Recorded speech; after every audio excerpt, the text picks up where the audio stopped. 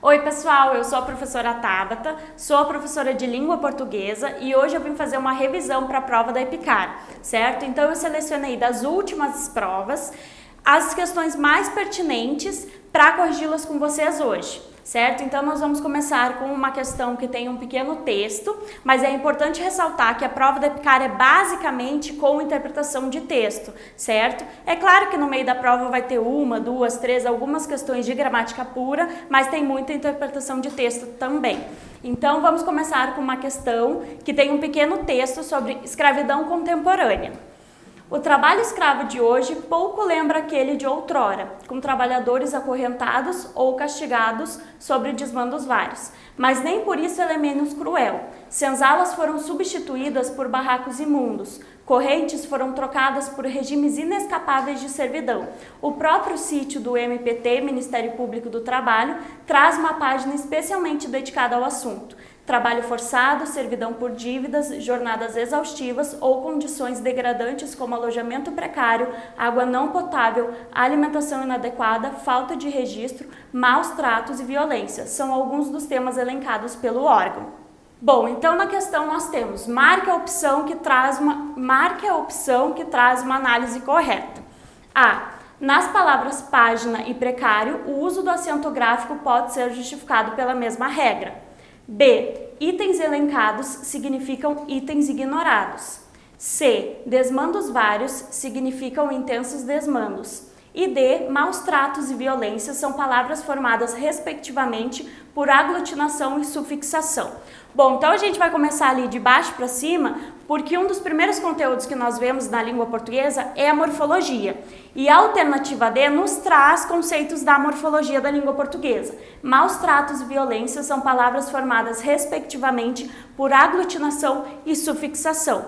Então vamos retomar. Lembrem que lá na morfologia, né, que é a construção das palavras, certo? Eu estudo as partes de uma palavra, eu tenho o meu radical, que é a principal parte da palavra, tenho os meus prefixos, que são todos os elementos que vêm antes do radical, e os meus sufixos, que são todos os elementos que vêm depois do meu radical, ok? Então ali diz que maus tratos e violências são palavras formadas respectivamente por aglutinação e sufixação. Como eu tenho duas regras, eu tenho a aglutinação e a sufixação, eu tenho que retomar, além das derivações, as composições. Tá? Dentro da morfologia, lembrem que nós temos duas composições, palavras formadas por aglutinação e por justaposição. Na justaposição, eu tenho uma composição, certo? Ou seja, dois radicais ou mais que formam um termo. Só que na justaposição, eles não perdem nenhum elemento fonético. Por exemplo, passatempo, guarda-roupa, girassol. Eu não perdi nenhum elemento fonético, eu não perdi nenhuma letra, eu não perdi nenhum som, certo? Então, uma composição por justaposição, lembrem do macete, é justo, não perde nada. Já a composição por aglutinação, eu perco um elemento fonético. Então, por exemplo, planalto é uma junção de plano alto, tá? Que se junta e vira planalto, mas eu perdi um elemento fonético. Embora é uma junção de em boa hora. Eu também perdi elementos fonéticos, eu perco sons e eu perco letras, certo? Então, na alternativa D, me pede uma derivação sufixal ou uma composição por aglutinação. Maus tratos, eu tenho os dois radicais, mas eu não perdi nada. A minha composição ela está completa, eu tenho os dois radicais, mas eu não perdi nenhum elemento fonético. Então, ela não é uma composição por aglutinação, ela seria uma composição por justaposição. Essa alternativa nós já sabemos que não é. Aí vamos subindo. Letra C. Desmandos vários significam intensos desmandos. É uma simples questão de interpretação e saber o significado das palavras, por isso a importância da leitura, né? Eu sempre comento com os meus alunos a importância da leitura, por quê? Porque além de vocês criarem o hábito da leitura e trabalharem milhares de coisas com isso, vocês ampliam o vocabulário de vocês. Então, muitas palavras vocês podem nunca ter lido. Por quê? Porque vocês não têm o hábito da leitura. Então, é importante, tá, criar esse hábito. Desmandos vários significa, como diz literalmente ali, vários desmandos e não intensos desmandos, certo? Letra B. itens elencados significam itens ignorados? Também não, pessoal, porque itens elencados é algo que eu estou elencando, eu estou pontuando, ou seja, não é algo que eu estou ignorando, certo? Então, itens elencados nunca serão itens ignorados, pelo contrário, eu estou pontuando, então eles não estão ignorados. E letra A, nas palavras página e precário, o uso do acento gráfico pode ser justificado pela mesma regra. A palavra página é uma proparoxítona e a palavra precário também é uma proparoxítona. Pela regra da acentuação gráfica, todas as proparoxítonas são acentuadas, lembram? Então eu tenho ali as oxítonas, as paroxítonas e as proparoxítonas. Na acentuação gráfica, as oxítonas são terminadas com algumas letrinhas, né? Algumas terminações específicas, como A, O, E, certo? As paroxítonas eu também tenho algumas palavras que, por exemplo, palavras terminadas com L, palavras terminadas com N, palavras terminadas com X são acentuadas. Mas na regra das proparoxítonas, todas as proparoxítonas são acentuadas, eu não tenho só algumas, eu tenho todas as proparoxítonas acentuadas. Então, a alternativa correta seria A, porque as duas palavras página e precário são acentuadas pela mesma regra, ou seja, são proparoxítonas. Bom, na questão 2, vocês vão ver que também tem um texto, certo? Na prova da EPICAR é comum eles colocarem muitos textos, mesmo naquelas questões que são só de gramática pura, né, gramática normativa, eles colocam texto e usam o mesmo texto em várias questões diferentes, certo? Vocês vão ver que eu selecionei também um mesmo texto que contém várias questões a partir daquele mesmo, certo? Então, nesse segundo texto, nós temos um texto do Beto Guedes, O Sal da Terra. Anda, quero te dizer nenhum segredo. Falo desse chão da nossa casa. Vem que tá na hora de arrumar. Tempo, quero viver mais 200 anos. Quero não ferir meu semelhante. Nem por isso quero me ferir. Vamos precisar de todo mundo. Para banir do mundo a opressão. Para construir a vida nova. Vamos precisar de muito amor. A felicidade mora ao lado e quem não é tolo pode ver. A paz na terra, amor. O pé na terra. A paz na terra, amor, o sal da terra. És o mais bonito dos planetas. Tão te maltratando por dinheiro. Tu que és a nave nossa irmã. Canta, leva tua vida em harmonia e nos alimenta com seus frutos. Tu que és do homem a maçã. Vamos precisar de todo mundo. Um mais que um é sempre mais que dois. Para melhor juntar as nossas forças. É só repartir melhor o pão. Recriar o paraíso agora para merecer quem vem depois. Deixa nascer o amor. Deixa fluir o amor. Deixa crescer o amor. Deixa viver o amor, o sal na terra. Bom, então nessa alternativa nós temos esse pequeno texto do Beto Guedes, certo? E a questão pede, leia as afirmativas abaixo acerca do texto O Sal da Terra. Aí eu tenho 4 alternativas, certo? Uma, o locutor esboça sua preocupação com as gerações futuras e considera fundamental pautar suas ações no sentido de construir-lhes um lugar melhor para viver. 2. A paz na Terra depende tanto do cuidado com a natureza quanto do fim da ganância e das desigualdades sociais. 3. O emissor da mensagem em quero não ferir meu semelhante, nem por isso quero me ferir, argumenta que pensar no bem-estar alheio é prejudicial ao indivíduo. 4. A necessidade de mudanças na preservação do planeta não é uma novidade, mas o locutor exorta todos a realizá-las o mais rápido possível. Aí a questão pede, as inferências corretas são apenas A, 1, 2 e 4, B, 2, 3 e 4, C, 1 e 4 e D, 2 e 3. Então, o que eu preciso fazer nessa questão? Ler atentamente todas as alternativas, tá? E o que eu aconselho sempre os alunos a fazerem? Ir por eliminação. Eu leio a alternativa, se eu vejo que ela faz sentido, que tem coerência, eu já coloco, bom, essa tá certa.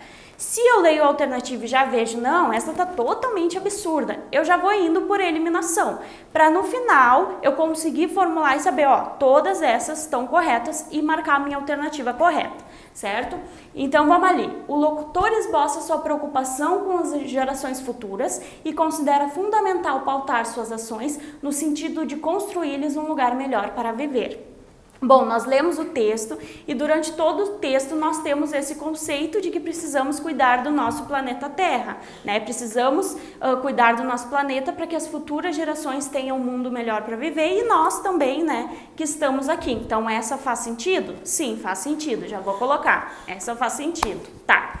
2. A paz na Terra depende tanto do cuidado com a natureza quanto do fim da ganância e das desigualdades sociais. Ali no meio do texto, né, o autor fala que estão te maltratando por dinheiro, fala da questão da ganância, das desigualdades sociais. Essa faz sentido? Sim, faz sentido. Ok. 3. O emissor da mensagem em quero não ferir meu semelhante, nem por isso quero me ferir, argumenta que pensar no bem-estar alheio é prejudicial ao indivíduo. Bom, essa eu nem precisaria ir novamente no texto para marcar alternativa, porque ali em quero não ferir meu semelhante, nem por isso quero me ferir, simplesmente as duas frases já me dizem o que o autor está pedindo. Se eu digo que eu quero não ferir meu semelhante e nem por isso quero me ferir, fica óbvio que eu não penso só na questão individual, né? Do fato de eu ajudar o meu semelhante e isso ser prejudicial a mim mesmo. Não, eu quero ajudar o meu semelhante e ao mesmo tempo eu quero me ajudar, porque eu não quero ferir ele e eu nem não quero me ferir também, certo? Então essa está errada. Depois ali eu tenho a necessidade de mudanças na preservação do planeta, não é uma novidade, mas o locutor exorta todos a realizá-los mais rápido possível. Então o que ele quer dizer? Não é uma novidade, certo? Mas ele convida, ele incentiva todo mundo a fazer essa mudança, né, o mais rápido possível. Então eu leio as minhas alternativas, eu vejo as que têm coerência e as que não têm, e aí eu vejo qual das opções abaixo estão corretas, ok? Então ali eu tenho A, 1, 2 e 4, B, 2, 3 e 4, C, 1 e 4, e D, 2 e 3. Quando nós lemos as alternativas, nós percebemos que a questão 3 ali, ela estava totalmente absurda, certo? O emissor da mensagem em quero não ferir meu semelhante, nem por isso quero me ferir, argumenta que pensar no bem-estar alheio é prejudicial ao indivíduo. Essa nós percebemos que é totalmente absurda, mas as outras 3, a 1, a 2 e a 4, nós percebemos que são coerentes, né? Então eu vou nas alternativas. A alternativa A me diz que a 1, a 2 e a 4 são corretas. Marco essa. Por quê? Porque somente a 3 é totalmente incoerente, ok? Então eu leio as minhas alternativas e marco ali no final.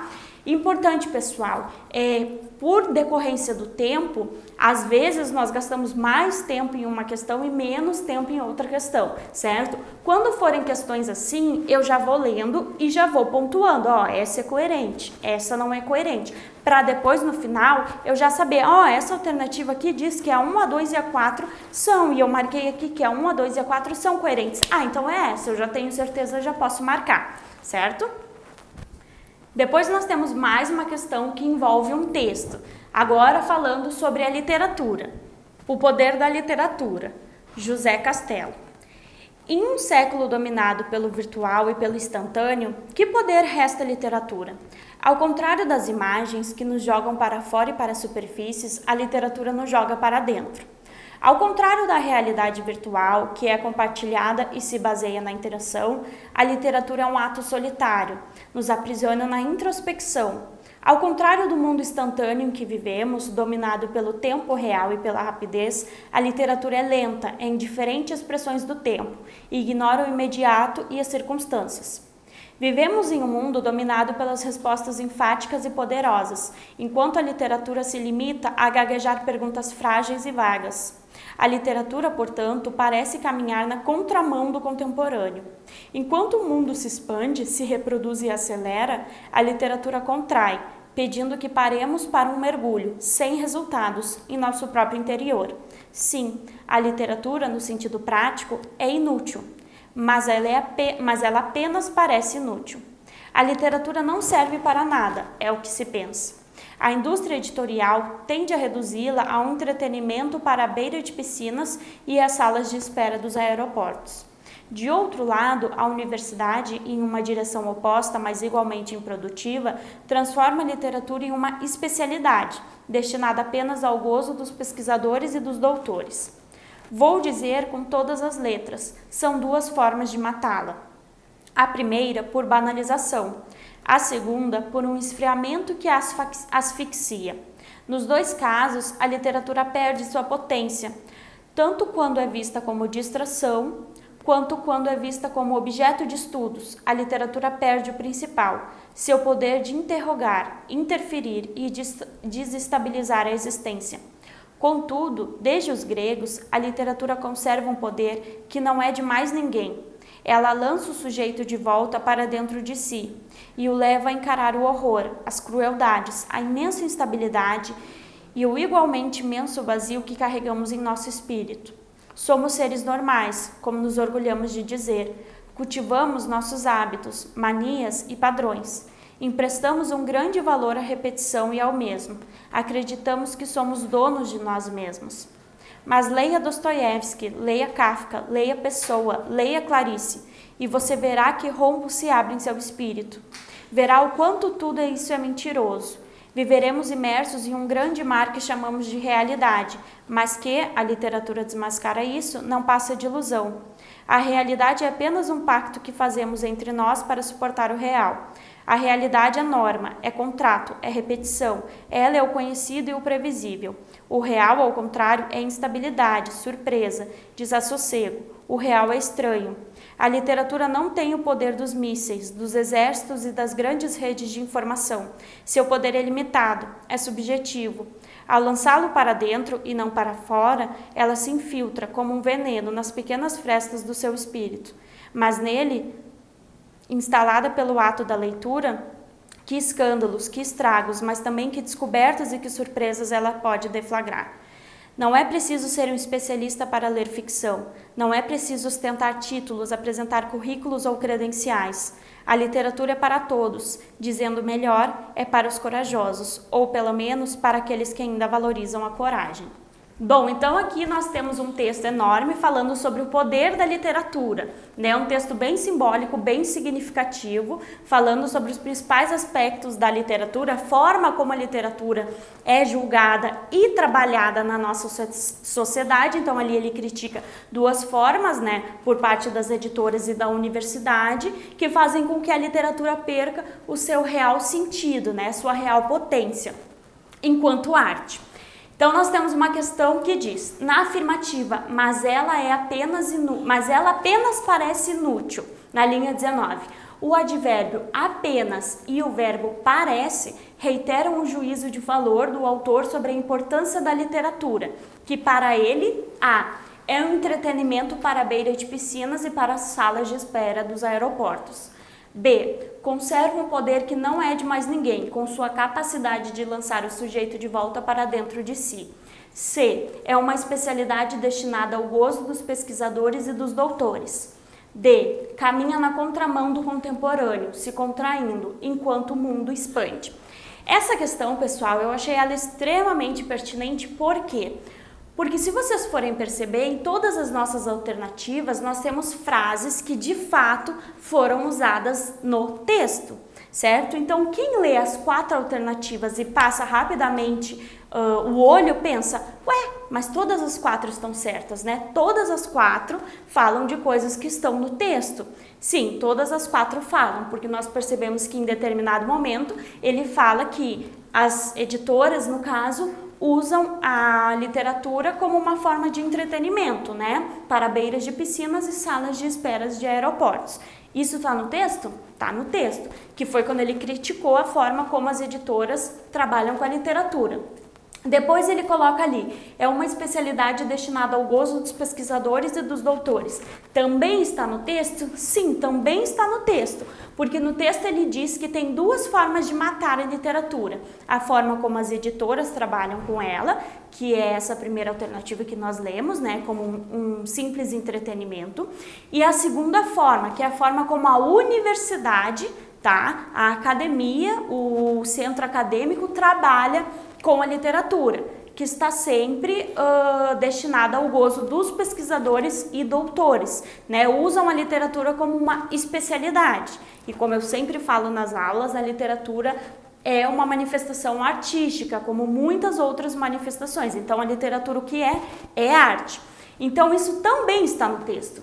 E se vocês forem perceber, se vocês se atentaram na hora da leitura do texto, perceberam que ali caminha na contramão do contemporâneo, se contraindo enquanto o mundo se expande, também está no texto, porque fala que a literatura caminha na contramão do contemporâneo, tá? E também temos conserva um poder que não é de mais ninguém, com sua capacidade de lançar o sujeito de volta para dentro de si. Então, nós temos uma questão com um texto enorme, tá? Que num primeiro momento pode fazer com que na leitura a gente se perca, porque ele é bem grande, né? Lembrem do hábito da leitura. Ele é bem grande e eu tenho 4 alternativas coerentes, porque as 4 alternativas estariam corretas. Todas essas questões que foram ditas nas alternativas eu tenho dentro do meu texto, mas o que é importante na hora de uma prova? Ler o enunciado da questão e ver o que o enunciado está pedindo, ok? Não simplesmente as alternativas, porque muitos alunos erram, tá? Pecam no enunciado, então eu vou ler o meu enunciado novamente. Na afirmativa, mas ela apenas parece inútil, o advérbio apenas e o verbo parece reiteram o juízo de valor do autor sobre a importância da literatura, que para ele, aí eu tenho as alternativas, certo? Então, no meu texto ele fala tudo isso da literatura, como ela é trabalhada na sociedade, mas para ele, como a literatura deveria ser trabalhada na sociedade? Ela deveria ser trabalhada como as editoras trabalham, como uma forma de entretenimento? Não, porque ele critica isso. Ela deveria ser trabalhada como uma especialidade para os pesquisadores e doutores? Não, porque ele também critica isso. E ele também critica a forma como falam que a literatura está na contramão do contemporâneo. Então, na alternativa B, eu tenho conserva um poder que não é de mais ninguém, com sua capacidade de lançar o sujeito de volta para dentro de si. No meio do texto, nós temos vários trechos, tá? Em que ele fala dessa capacidade que a literatura tem de lançar o sujeito para dentro de si, que ela causa incômodo, né? Ela machuca, enfim, ele usou várias nomenclaturas para colocar significado nisso. Então, essa alternativa, eu tenho o que a literatura é de fato para o autor, para ele, né? O que a literatura deveria significar na sociedade para ele. E não todas aquelas alternativas ali, onde ele critica a forma como ela é trabalhada na sociedade. Então, é importante que vocês leiam o enunciado e vejam o que o enunciado está pedindo. Porque questões como essa não são simplesmente questões de interpretação. Tá? Vocês vão ler, vocês vão ver que todas as alternativas estão coerentes, porque todas as alternativas estão no texto. E isso vai causar uma confusão. Então, se eu li o meu enunciado e eu tenho certeza do que o meu enunciado está pedindo, eu consigo responder a alternativa correta, certo? Então, como o enunciado pede o que a literatura é para ele, a alternativa B é a correta, ok?